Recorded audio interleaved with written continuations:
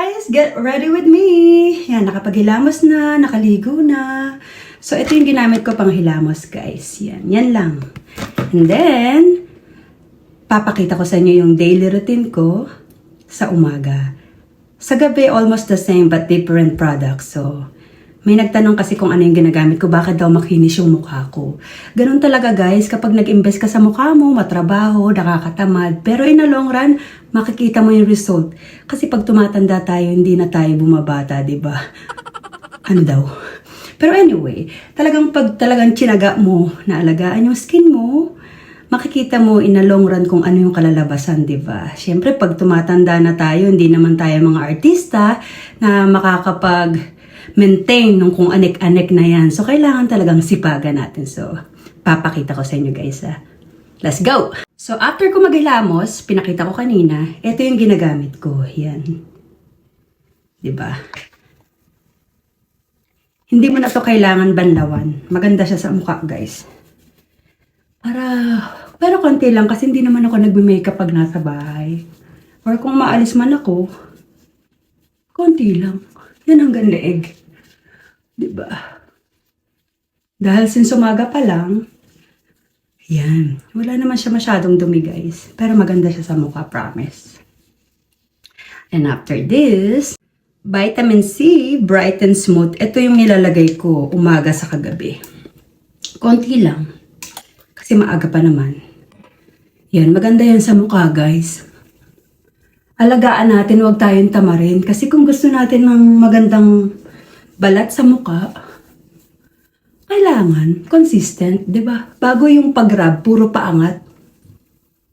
Like I said, kung wala tayong enhancement na 'yan, 'di ba? Mano-mano. Tiyagain mo.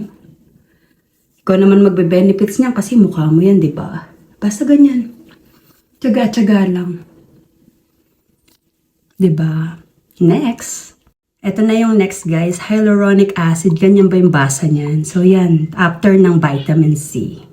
Diba? Konti lang, ganyan. Same sa vitamin C na nilagay natin. Yan. Mabilisan, guys. Pasensya na sa pag-rub ng face. Kasi diba, alam nyo na.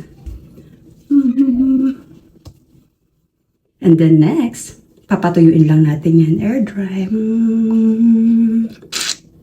Ito yung next, guys. Olay Complete UV 365 Daily Moisturizer with Sunscreen SPF 15. Daily po to ginagamit ko sa morning.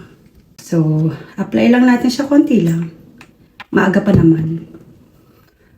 Yan. Ganyan lang, guys. Tapos, kung gusto mo na maglagay ng light makeup, pero ako, guys, kasi hindi ako masyado Dahil may kilay naman ako. Nagpa-powder shading tayo sa aming kaibigan. So, kahit lip gloss na lang, saka konting eyeliner, okay na yan. Diba? So, kahit lip gloss na lang, saka konting eyeliner, okay na yan. And then, hindi mawawala ang pinaka-last. Olay Sunscreen Mineral. Yun lang ang ginagamit natin, guys. And then,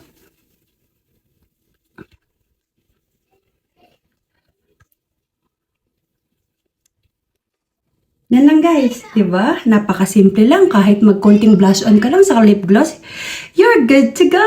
That's my daily routine. I hope na may natutunan kayo kahit na hindi tayo pro. Thank you. Nakita nyo, hindi po yan advertisement, alright? Ako po bumili niyan. Sana nasagot ko yung mga tanong nyo. Thank you.